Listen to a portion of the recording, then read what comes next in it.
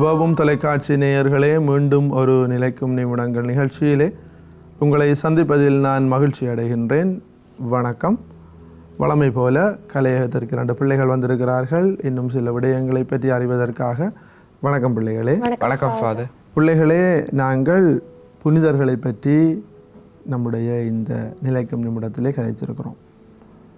அந்தந்த காலங்களை பற்றி, திரு வழிபாட்டினுடைய காலங்களை பற்றி, அவற்றினுடைய முக்கியத்துவத்தை பற்றி நாங்கள் அறிந்திருக்கிறோம். இன்னுமாக திருச்சபையினுடைய சில விசுவாச சத்தியங்களை பற்றி நாங்கள் அறிந்திருக்கிறோம்.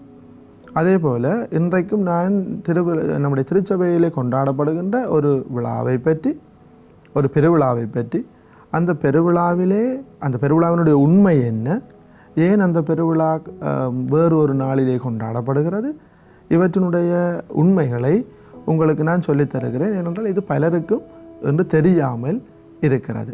எனவே அதை பற்றி நான் உங்களுக்கு சொல்லித் தருகிறேன்.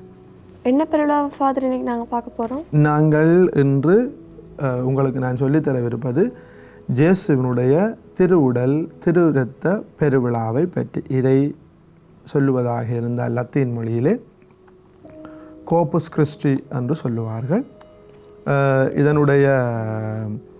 இதை ஆங்கிலத்தில் சொல்லுவதாக இருந்தால் the most precious body and blood of Jesus Christ என்று சொல்லுகிறார்கள். எனவே இந்த விழாவை பற்றித்தான் நான் உங்களுக்கு சொல்லித்தரவிருக்கிறேன். ஃபாதர், இந்த விழா எப்போது கொண்டாடப்படுகிறது?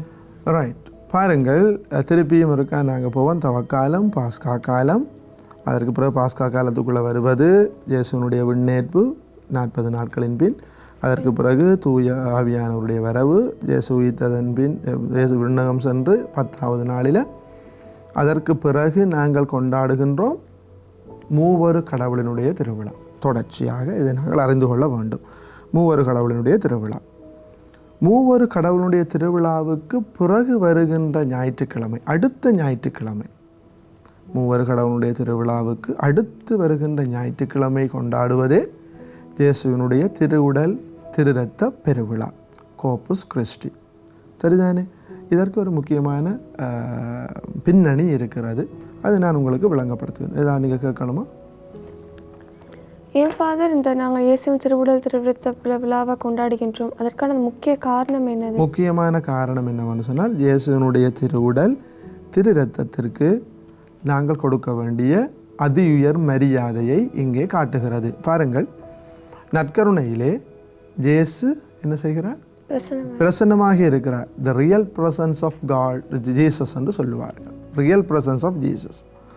ரியல் என்று சொன்னால் இயேசு உண்மையாகவே நற்கருணையிலே இருக்கிறார்.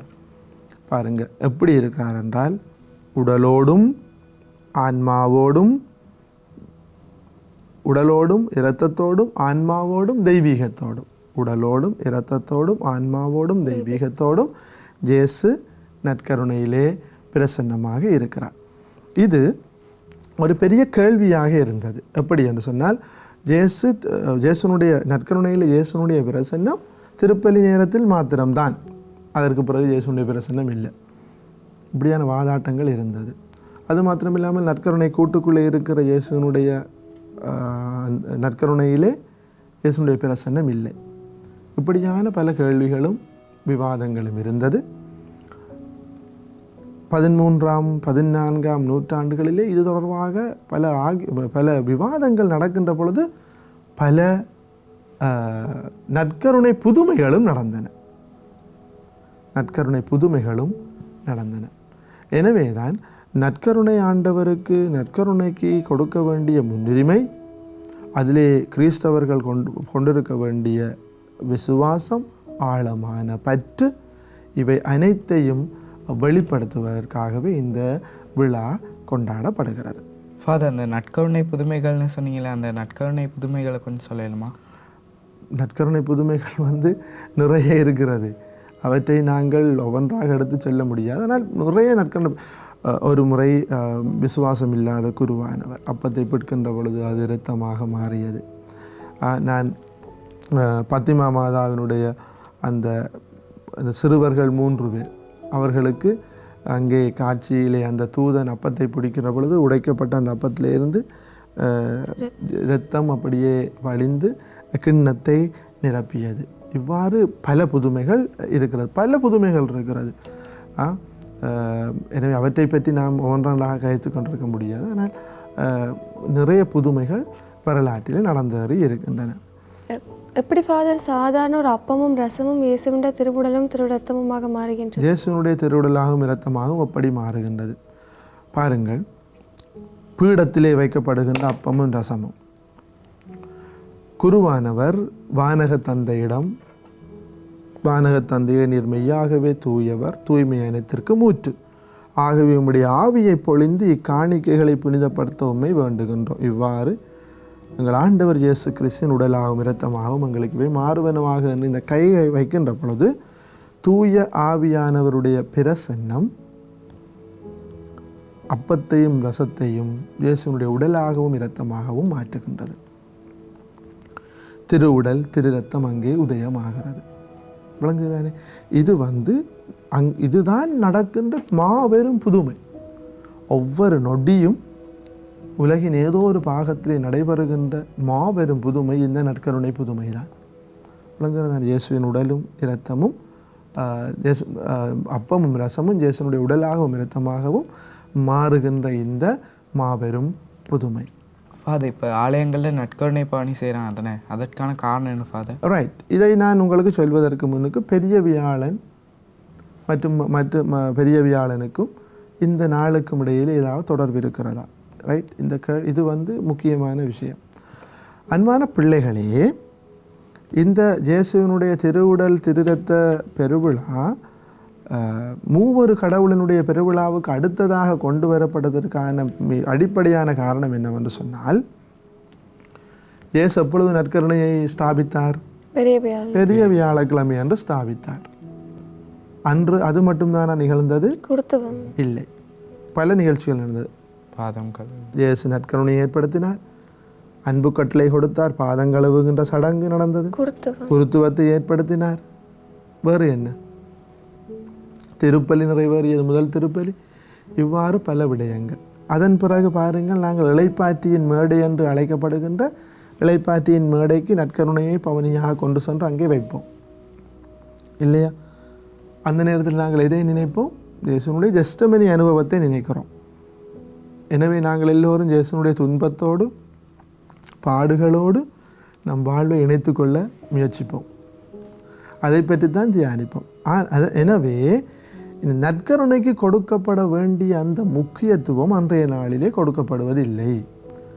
ஏனென்றால் அன்பு கட்டளை இருக்கிறது, குருத்துவத்தை பற்றி யோசிப்போம், மற்ற திருப்பலி உருவாக்கப்பட்டது, இன்னும் இயேசுனுடைய ஜெஸ்டமனி அனுபவம், பாடுகள், இவற்றை பற்றி நாங்கள் அந்த நாட்களில் தியானிப்பதால் இயேசுவினுடைய திருவுடல் திருரத்தம் ஆன்மா அவருடைய தெய்வீகத்திற்கு நாங்கள் அதிகமாக மதிப்பு வணக்கம் செலுத்துவது இல்லை. எனவேதான் தோமஸ் அக்வைனஸ் திருச்சபையினுடைய ஒரு மிகப்பெரிய தூண், இறையியலாளரும் மெய்யியலாளரும், சரிதானே? எனவே இவர் பாப்பானவரோடு பேசி கதைத்து இந்த நாளை நாங்கள் இயேசுனுடைய நற்கருணைக்கு, இயேசுனுடைய உடல் இரத்தத்திற்கு மிகவும் மதிப்பளிக்கக்கூடிய விதத்திலே வேறு ஒரு நாளுக்கு இந்த திருவிழாவை கொண்டாட வேண்டும் என்று அவருடைய வேண்டுகோளின் அடிப்படையிலே தான் இந்த திருவிழா மூவரு கடவுளின் திருவிழாவுக்கு அடுத்த ஞாயிற்றுக்கிழமை கொண்டாடப்படுகிறது. விளங்கிட்டு தான் இதில் அர்த்தம். ஏனென்று சொன்னால் நற்கருணை ஆண்டவருக்கு அதிகமாக இன்னும் வணக்கமும் பக்தியும் மரியாதையும் கொடுக்கப்பட வேண்டும் என்பதற்காகவே பெரிய வியாழக்கிழமை கொண்டாட வேண்டிய இந்த முக்கியமான நிகழ்வு விழா இயேசுவின் திருவுடல் திருரத்தம் என்று வேறொரு நாளிலே கொண்டாடப்படுகிறது. ரைட். இன்றைய இப்போ நான் வரேன் உங்களோட கேள்விக்கு. பவனியை பற்றி கேட்டீங்க. பாருங்கள், ஏன் இந்த பவனி நிகழ்கிறது? ரைட். இந்த நற்கருணை பெருவிழா நாளிலே அதாவது இயேசுனுடைய திருவுடல் திருரத்த பெருநாளிலே பழமையாகவே நம்முடைய இடங்களிலே நற்கருணை பவனி நடக்கிறது. எங்கே நடக்கிறது? ஆலயத்தை சுற்றியா? இல்லை, பெரும்பாலும் ஊரை சுற்றி அல்லது நம்முடைய டவுன்களுக்கு சென்று 1, 2, 3 இடத்துல நற்கருணை ஆண்டவரை வச்சு பூ தூவி மலர் ஆராதனை செய்து பிரசங்கம் செய்து ஆர்ப்பரிப்பு பாடி நாங்கள் கொண்டு வருகிறோம். காரணம் என்ன? முதலாவதாக நாங்கள் நற்கருணை ஆண்டவரை விசுவசிக்கிறோம் என்று நம்மளை சூழ உள்ளவர்களுக்கு தெரிவிப்பது. நம்மை சூழ உள்ளவர்களுக்கு நாங்கள் நற்கருணை ஆண்டவரை விசுவசிக்கின்ற ஒரு கூட்டம், இறை மக்கள் கூட்டம் இங்கே இருக்கிறது என்பதை நாங்கள் வெளிப்படையாக அறிவிக்கிறோம். சரியான பப்ளிக்காக நாங்கள் அதை சொல்லுகிறோம், இப்படி ஒரு விஷயம் இருக்கிறது என்று. சரிதானே? இரண்டாவதாக சூழ இருக்கின்ற மக்களிடம் விளங்கி கொள்ள வேண்டும், இப்படி ஒரு மக்கள் இங்கே இருக்கிறார்கள். நற்கருணை ஆண்டவர் மீது பக்தியும் விசுவாசமும் கொண்ட மக்கள் கூட்டம் இங்கே வாழுகிறார்கள். மதிப்பை மரியாதையை நாம் வெளிப்படுத்துவது, பிறர் அறிந்து கொள்ளுவது, மற்றவர்கள் அறிந்து கொள்வது நாங்கள் இப்படி நற்கருணை ஆண்டவர்களை நம்பிக்கை கொள்ளுகிற ஒரு இனம், ஒரு மக்கள் கூட்டம் இங்கே இருக்கிறது என்று அறிந்து கொள்வதற்காக விளங்குகிறது. அதற்காக இந்த பவனி இருக்கிறது. ஃபாதர், இந்த விழா எப்போதிலிருந்து கொண்டாடப்படுகிறது? இந்த விழா ஆரம்பம் 13வது நூற்றாண்டில் இருந்து பல புதுமைகளும் பல சந்தேகங்கள் நிகழ்ந்தது. அதற்கு பின் பல புதுமைகள் இடம்பெற்றது. அதற்கு பின் இப்படியாக இது வளர்ச்சியடைந்து தோமஸ் அக்வைனஸ், நான் சொன்னேன், அவருடைய காலத்திலே அவர் இதை எப்படியாவது நிலைநிறுத்த வேண்டும் என்று சொல்லி கேட்டார். எனவே இப்படியாகத்தான் இது வளர்ச்சியடைந்து வந்திருக்கிறது. வளர்ச்சியடைந்து இது திருவழிபாட்டுக்குள்ளே இது உட்புகுத்தப்பட்டிருக்கிறது. இந்த விழாவினுடைய முக்கியத்துவம் யாது? இந்த விழாவினுடைய முக்கியத்துவம் என்ன? நாங்கள் திருப்பலியிலே ஒவ்வொரு நாளும் பெற்றுக்கொள்ளுகின்ற நற்கருணையிலே இயேசு ஆண்டவர் உடலோடும் இரத்தத்தோடும் ஆன்மாவோடும் தெய்வீகத்தோடும் வாசம் பண்ணுகிறார். முழு இயேசுவை நாங்கள் பெற்றுக்கொள்கிறோம். பாருங்கள், இன்றைய நாளிலே சில வேளைகளிலே நாங்கள் இந்த திருவழிபாட்டிலே இருக்கின்ற தொடர்பாடல் என்ற ஒன்று இருக்கிறது. தொடர்பாடல் இருக்கிறது. இந்த தொடர்பாடலை நாங்கள் மறந்து விடுகிறோம். முதல் வாசகம், 2ஆம் வாசகம் முடிந்ததன் பின் அல்லேலியாவுக்கு முதல் இருக்கிறது தொடர்பாடல். விளங்குதா? இந்த தொடர்பாடலிலே அனைத்து உண்மைகளும் இருக்கிறது. சரிதானே? இயேசு எப்படி 12 சீடர்களோடு உணவருந்த போனார், எப்படி அப்பத்தை கொடுத்தார், கிண்ணத்தை கொடுத்தார், ரசத்தை கொடுத்தார். அது மாத்திரமில்லாமல் உண்பவர்கள் எப்படிப்பட்டவர்களாக இருந்தாலும் அவர் பெறுகின்ற பலன் வித்தியாசம். நல்லவர் உண்டால் வாழ்வர், தீயவர் உண்டால் சாவர். டாப்போசனத்திலே இது நடக்கிறது. 12 சீடர்கள் உண்டார்கள். தகுதியற்ற நிலையிலே உண்ட யூதாசுக்கு நடந்தது என்ன? சாவு. அப்பம் போல வெளியே தெரிந்தாலும் ஆண்டவர் அதற்குள்ளே இருக்கிறார். அப்பம் அவருடைய உடலாகவும் இரத்தம் அவருடைய ரசம் அவருடைய இரத்தமாகவும் மாறுகிறது என்கின்ற இந்த ஒரு தொடர்பாடல். இதற்குள்ளே அந்த அனைத்து உண்மைகளும் பொறிக்கப்பட்டிருக்கு. எனவே நாங்கள் இந்த திருவுடல் திருத்த பெருவிழாவை கொண்டாடுகின்ற பொழுது இறை மக்கள் அனைவரும் உணர்ந்து கொள்ள வேண்டும், இதற்குள்ளே இருப்பது இயேசு ஆண்டவருடைய உண்மையான பிரசன்னம். அவரை முழு மனிதனாக பெற்றுக்கொள். உடைத்து பெற்றால் என்ன, பித்து பெற்றால் என்ன, நாங்கள் பெறுவது யாரை? முழு இயேசுவை தான் பெற்றுக்கொள்ளுகின்றோம். ஐயோ எனக்கு சின்னம் கிடைச்சிட்டே பெருசு கிடைச்சிட்டே என்றது அல்ல. நாங்கள் உண்மையாகவே இயேசுவை பெற்று கொள்ளுகின்றோம் என்கின்ற அந்த உண்மை வேண்டும். அதோடு பாருங்க பிள்ளைகளே, புனித தோமஸ் அக்வைனஸ் தான் மாண்புயரே என்கின்ற பாடலை எழுதினார். சரிதானே? அதை நாங்கள் லத்தீன் மொழியிலே தான் துமேகோ என்று சொல்லுவோம். இந்த பாடலை எழுதியது யார்? தோமஸ் அக்வைனஸ். சரிதானே? இது நாங்கள் பாடுவது, வளமையாகவே பாடுவது இந்த 2 அடிகளையும் தான் பாடுவோம். இறுதி 2 அடிகளையும் தான் பாடுகிறோம். மாண்புயரே வருளானு மனத்தை. இது 2 கடைசி 2 அடிகள். ஆனால் இதற்கு முன் இது பெரிய ஒரு பாடல். சரிதானே?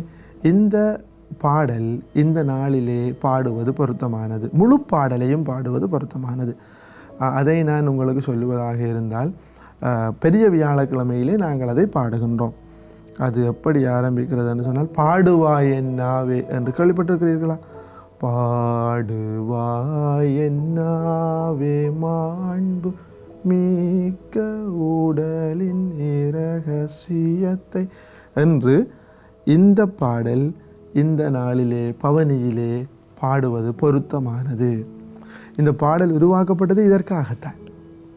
ஆனால் நாங்கள் மாண்பியரை மாத்திரம் பாடிவிட்டு அதை குறுக்கி விடுகிறோம். அதில் இருக்கிறது இறுதி இரவை அருந்த சகோதரர்கள் யாவரோடும் அவர் அமர்ந்திருந்தார், அனுமானத்தின் உணவை முடித்தார், தம்மை தாமே உணவாக பகிர்ந்தளித்தார் என்கின்ற இந்த அற்புதமான இந்த பாடல் தோமஸ் அக்வைனஸால் எழுதப்பட்டது. இதை இந்த நாளிலே பயன்படுத்துவது முக்கியமான. நாங்கள் மறந்தே விட்டோம். எந்த ஆலயங்களிலும் இது இந்த பவனிகளிலே பாடுவதாக என்னுடைய வயசிலே நான் கண்டதே இல்லை. ஆனால் இந்த பாடல் எழுதப்பட்டதே அதற்காகத்தான். வரலாற்றை வாசித்தால் தெரியும். அவர் எழுதியது இயேசுவினுடைய திருவுடல் திருரத்தத்தின் மகிமையை வெளிப்படுத்த. அது இந்த நாளிலே சடங்குகளிலே பவனியிலே அது பாடப்பட வேண்டும். எனவே இது நற்கருணை மீது நாம் கொடுக்க வேண்டிய முன்னுரிமையையும் மதிப்பையும் மரியாதையையும் பக்தியையும் வெளிப்படுத்துகிறது. வேறு ஏதாவது உங்களுக்கு இந்த விழாவிலேருந்து நாங்கள் எடுத்துக்கொள்ளக்கூடிய முன்மாதிரிகள் என்னது? பாடம் முதலாவதாக பிள்ளைகளே, இதை யார் கேட்டுக்கொண்டிருந்தாலும் நற்கருணை ஆண்டவர் மீது நாம் ஆழப்படுத்த வேண்டிய விசுவாசம் அது முக்கியமானது. நாங்கள் எல்லோரும் நற்கருணை ஆண்டவர்களை நம்பிக்கை கொள்ள வேண்டும். நாங்கள் எல்லாரும் உணர்ந்து கொள்ள வேண்டும், இதில் இருப்பது இயேசு ஆண்டவர். ராப்போசனத்தில் இருந்த அதே ஆண்டவர் இப்பையும் இருக்கிறார் என்பதை நாம் மறந்துவிடவே கூடாது. சரிதானே? ரைட், அது முக்கியமானது. எனவே தகுதியற்ற நிலையிலே உட்கொள்ளக்கூடாது. பாருங்கள், சில வேளைகளிலே நாம் சாவான பாவத்தோடு நற்கருணை உட்கொள்வோம். சாவான பாவத்தோடு நற்கருணை உட்கொண்டால் அது நம்முடைய ஆன்மாவை கொலை செய்யும், ஆன்மாவை கொல்லும். எனவே தகுதியற்ற நிலையிலே இதை உட்கொள்ளவே கூடாது. தகுதியான உள்ளத்தோடு ஆழ்ந்த இதய சிந்தனையோடு நாம் இதை உட்கொள்ள வேண்டும். சரிதானே? ரைட், இது இரண்டாவதாக. அடுத்தது பாருங்கள், பக்தி. இன்றைக்கு நாங்கள் மறந்து விடுகிறோம் சில முக்கியமான விடயங்களை. பெண்கள் தலையிலே அந்த நெட் போட்டு செல்வதில்லை. அதுகளை திருத்தி கொள்ளலாம். சிலர் நற்கருணை எடுக்கின்ற பொழுது கை குமிக்க மாட்டாங்க, பின்ன கையை வச்சு கண்டிப்பாங்க, அல்லது கை எப்படி இருக்கும். அப்போ அதுகளை தவிர்த்து கொள்ளலாம். நற்கருணை பெறுகின்ற பொழுது நான் கரங்களை குறித்து ஆமேன் என்று சொல்லுவது எதற்கு சமமானது தெரியுமா? அன்னை மரியாள் இயேசு ஆண்டவர் தன்னுடைய வயிற்றிலே பெறுகின்ற பொழுது ஆகட்டும் ஆமேன் என்று சொன்னார். ஃபியாட், அவருடைய நம்பிக்கை. அதுதான் இன்றைய நாளிலே நாங்கள் கற்றுக்கொள்ள வேண்டிய பாடம். என்ன? இயேசு ஆண்டவரை பெறுகின்ற பொழுது நாக்கு நட்டி வாங்க மாட்டாங்க ஒழுங்கா. அதே வேளையிலே ஆமேன் சொல்ல மாட்டார்கள். எனவே கரங்களை குவித்து ஆமேன், அவருடைய அர்த்தம் நான் விசுவசிக்கிறேன் இதற்குள்ளே இயேசு உண்மையாகவே இருக்கிறார் என்று. விளங்குதா? ரைட். அது சிலர் நற்கருணை எடுப்பதற்கு முன் செபம் செய்ய மாட்டார்கள், ஆயத்த செபம். அட்லீஸ்ட் குறைந்தபட்சமாக இயேசுவே நான் உம்மை பெறப்போகிறேன், என்னை மன்னித்துக்கொள்ளும் அப்படின்னு சொல்லுவோம். அற்ப பாவங்களுக்கு மன்னிப்பு கேட்பது. ஆண்டவரின் நிலத்தில் எழுந்தவர்கள் நான் தகுதியேற்றவன், ஆனால் ஒரு வார்த்தை மட்டும் சொல்லி என் ஆன்மா குணமடையும். ஒன்றுமே இல்லை. வெளியே இருப்பார்கள், விளையாடி கொண்டிருப்பார்கள், ஃபோனோடு இருப்பார்கள், நண்பரோடு காய்ச்சி கொண்டிருப்பார்கள். இது நடக்கின்றது திருப்பலியில். ஓடி வந்து நற்கருணை எடுத்து விட்டு போய் விடுவார்கள். ஏதோ சாதாரணமான ஒரு தின்பண்டம் போன்று. பிழை தவிர்க்க வேண்டும். நாம் செய்கின்ற நற்கருணைக்கு எதிராக செய்கின்ற பாவம் விலக்க வேண்டும். விளங்குறது தானே? அதை தவிர்க்கலாம். நற்கருணை எடுத்ததன் பின், இயேசு ஆண்டவரை பெற்றதன் பின் நாங்கள் சொல்ல வேண்டிய சபம் குறைந்தபட்சமாக இயேசுவை உமக்கு நன்றி என்று சொல்ல பழக வேண்டும். குறைந்தபட்சமாக. விளங்குறது தானே? இதுகள் சிறுவர்களாகிய நீங்கள் இதில் பார்த்து கொண்டிருக்கிறவர்கள் பழகுங்கள். அதற்காகத்தான் இந்த நாள் புறம்பாக தூய திருத்துவத்தின் பெருநாளுக்கு பிறகு கொண்டாடப்படுகிறது. இது தவிர இன்னும் ஒரு முக்கியமான உண்மையை நீங்கள் இன்றைய நாளிலே உணர்ந்து கொள்ளுங்கள். பெரிய வியாழக்கிழமை இயேசு ஆண்டவர் துன்பங்களை அனுபவித்தார் ஜெஸ்டமெனியிலே. அதன் பின் கைது செய்யப்பட்டு இரவு முழுவதும் துன்பங்களை அனுபவித்தார். பாருங்க, அந்த துன்பத்தை தனக்கு ஆறுதல் அளிக்குமாறு ஒவ்வொரு வியாழக்கிழமை இரவு 11 மணிலேருந்து 12 மணி வரை, அதிலும் விசேடமாக முதல் வியாழக்கிழமை 11 மணிலேருந்து 12 மணி வரை அந்த 1 மணித்தியாலத்திலே தனக்கு ஆறுதல் தருமாறு இயேசு ஆண்டவர் மார்க்ரீத் மரியம்மாளிடம் கேட்டுக்கொண்டார். எனவே மார்க்ரீத் மரியம்மாள் திருமணத்தியாலம் செய்கின்ற இந்த பழக்கத்தை எப்பொழுதிருந்து ஆரம்பித்தார்? 17ஆம் நூற்றாண்டுகளிலே இருந்து இது வருகிறது. நான் அறிந்த வகையில் எங்கள் வீட்டில் எங்களோட அம்மா அப்பா முதல் வியாழக்கிழமை அவர்கள் திருமணத்தியாலம் செய்து வந்தார்கள். குடும்பங்களுக்கு ஆசீர்வாதம் கிடைத்தது, அவர்கள் தேடிய வரங்கள் கிடைத்தது. இயேசு ஆண்டவர் சொல்லுகிறார், அந்த 1 மணித்தியால நேரத்தை செலவழித்து எனக்காக என்னுடைய மரண வேதனையிலே நான் படுகின்ற அந்த துன்பங்களுக்கு ஆறுதல் தர எந்த ஒரு ஆன்மா முற்படுகிறதோ அவர்களுக்கு கேட்கின்ற வரம் தருவேன். இன்றைக்கு ஒரு குடும்பங்களையும் செய்வதில்லை. பழைய குடும்பங்கள் வயசு போய் அவர்கள் இயலாமையிலே இருக்கிறார்கள், அவர்களால் செய்ய முடியாது. ஆனால் இளம் குடும்பங்கள் இப்படியான எந்த ஒரு காரியங்களையும் அவர்களுடைய இந்த பக்தி முயற்சிகளை வாழ்க்கையில் செய்வது இல்லை. அதனால் தான் ஆசீர்வாதம் என்று நமக்கு கிடைப்பதில்லை. எனவே இதை நீங்கள் உணர்ந்து கொள்ளுங்கள். எனவே இந்த நாளில் நான் ஏன் இதை சொல்லுகிறேன், நற்கருணை ஆண்டவரை நாங்கள் நினைத்து திருமணத்தியாலம் ஒவ்வொரு வியாழக்கிழமை இரவு 11 மணிலேருந்து 12 மணி வரை செய்ய வேண்டும். அப்படி எங்களுக்கு ஒவ்வொரு வியாழனும் செய்வதற்கு கஷ்டமாக இருக்கிறது என்று சொன்னால், மாதத்தினுடைய முதல் வியாழக்கிழமை இரவு 11 மணியிலிருந்து 12 மணி வரை எங்களுக்காக மரியக்காரனை போல நற்கருணை பேழைக்குள்ளே இருக்கிற இயேசு ஆண்டவருக்கு எங்களுடைய மரியாதையையும் வணக்கத்தையும் பக்தியையும் ஆராதனையையும் செலுத்த வேண்டும். சரிதானே? உம்மை நான் ஆராதிக்கிறேன், உம்மை நான் நேசிக்கிறேன்.